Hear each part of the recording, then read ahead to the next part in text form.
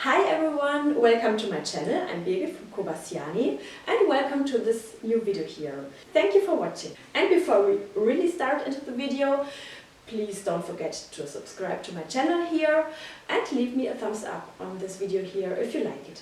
For more creative content you can also follow me on social media. I'm mainly on Instagram and Facebook. And one last word, I'm wearing here my Mila t-shirt pattern.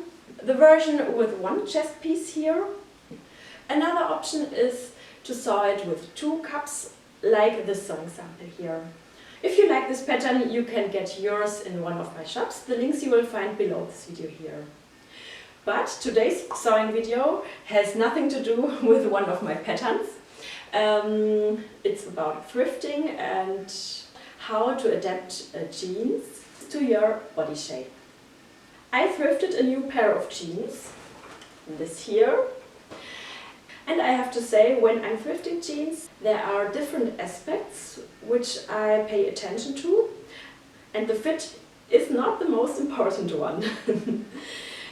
At first I liked the color and the wash very much.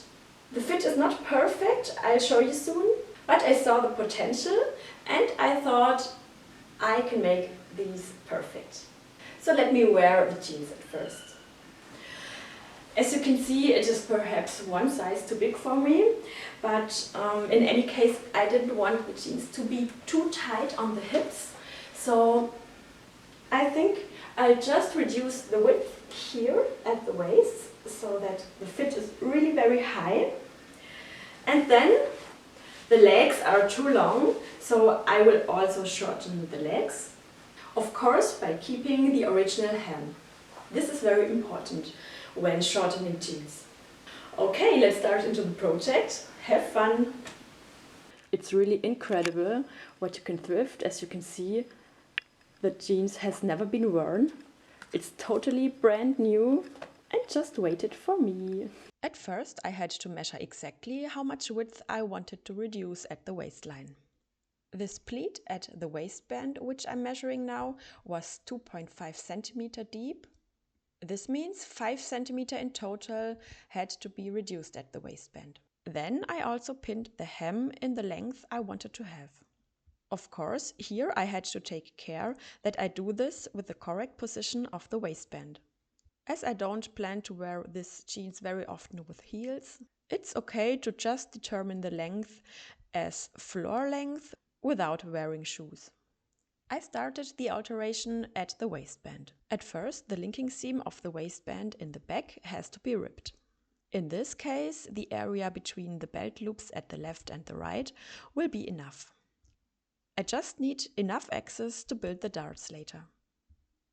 The belt loop at the center back and the leather label also have to go for now. The upper seam of the waistband also has to be ripped, but just for around 12 or 14 centimeter. This is for shortening the waistband pattern pieces themselves. Then the waistband can be cut. Of course, you can do the alteration at the waistband symmetrically. That means that the seam will exactly be in the center back later. But I honestly prefer to place the seam a little bit at the side, so that later the fabric layers, when I re-add the belt loop, won't be too thick. As 5 centimeter is the ready width to be reduced, and 2 centimeter in total will be needed for the seam allowance, I cut now off 3 centimeter of the waistband. So you always calculate aim reduction minus needed seam allowance on both sides is the amount to be cut. Now I can prepare the darts. This will reduce the width in the main part of the jeans. I want the darts to be exactly at the center of the back pockets. Here I mark the center of the dart at the top, and from there on I measure 1.25 centimeter to the left and the right, which results in a total dart content of 2.5 centimeter. And as I'm going to make 2 darts of each 2.5 centimeter, the planned width of 5 centimeter is reduced at the upper edge of the main part of the jeans. The end of the darts I plan underneath the back pockets, and again I place these points just at the center of the back pockets.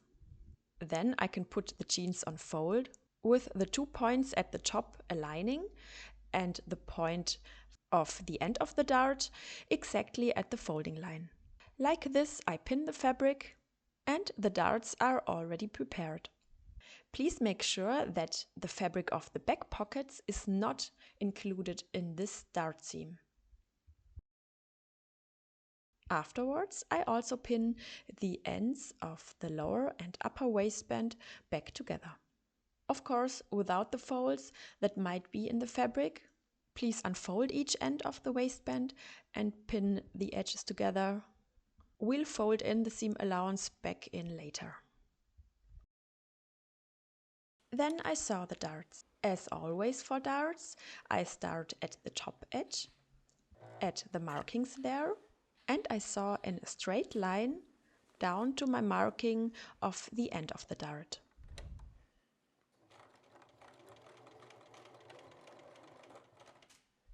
As you can see, I also sew straight over the yoke seam. At least in my case, unfortunately, I cannot take care that the yoke seam parts exactly meet because of its angle. On the other side, the end of the dart doesn't have to be perfect, as it's hidden under the back pocket anyways. In the same way, I also sew the second dart at the other side. Afterwards, I sew the ends of the waistband back together. In my case, I have 2 waistband parts. The lower waistband you see here, but it can also be that your waistband is in one piece. This is the upper waistband with its interfacing. Of course, both times I use the seam allowance of 1 cm, which I've determined before. So whether you're calculating with inch or centimeter, just use the seam allowance with which you've calculated. Then I press the seam allowance of these seams apart, and I also fold in back the seam allowances of the waistband so that I can pin it back soon to the pants. Both darts are pressed towards the center back. Please only work with the tip of your iron here, otherwise you will press the whole shape flat. Then the waistband can be pinned back to the main part of the jeans. We will sew it on back with 1 seam only, so you absolutely have to make sure that both fabric edges or folded edges on both sides are on the same position. Like this, you can meet both waistband edges with this stitching, which is done from the outside of the jeans.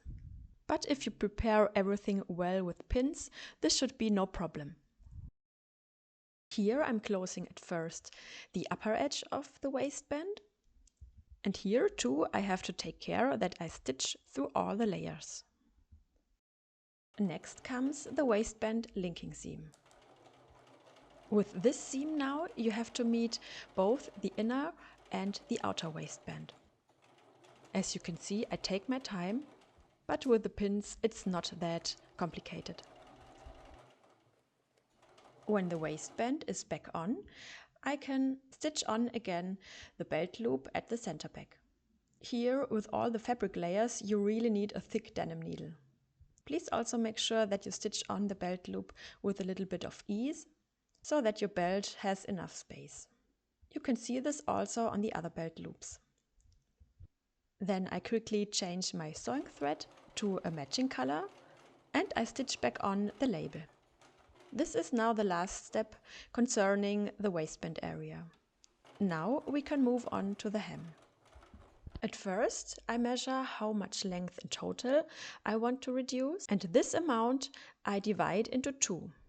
Then I quickly remove the pins and fold the hem again in the right way for this workmanship. This means the distance from the folding line to the original hem here has to be what we've calculated. In my case, this is 3 cm. Like this, I pin both hems all around. To stitch the hem, you need now the one-sided zipper sewing foot. With this, you stitch right beside the original hem. When this is done on both legs, you have now two possibilities. If you're shortening jeans for somebody who still grows, I wouldn't cut the excess fabric, but fix it inside with a hand stitch. Like this, you have the possibility to take down the hem later. This hand stitch should be invisible from the outside. After some washes though, a shade can be visible from the outside. But for me, I don't need this, so I cut the excess fabric at the hem with a distance of around 1 centimeter from the seam line. This cut edge I quickly cast with a zigzag stitch. Of course, you could also use your overlock sewing machine here, but I was just too lazy to set it up for denim fabric. Next, you want to make sure that the seam allowance is pointing upwards, and for this we stitch it in place at both vertical seams at the leg. Both bar tacks are done in the seam line so that they won't be very visible later. Both bar tacks are quite short. Just stitch forth and back a few times at this place. They should just hold the seam allowance. As soon as this is done, twice for both legs, I finally press the hem properly, and like this I've shortened my jeans without losing the original hem. Okay, that's it already, the project is ready, and finally I can wear my jeans which I thrifted back in November 2024. I'm totally happy about the outcome. And of course, I hope you've found the video helpful, either for a jeans you thrifted or one that's been sitting very long in your wardrobe and which you couldn't wear. Thank you very much for watching my video. See you soon to my next one. Take care until then. Bye!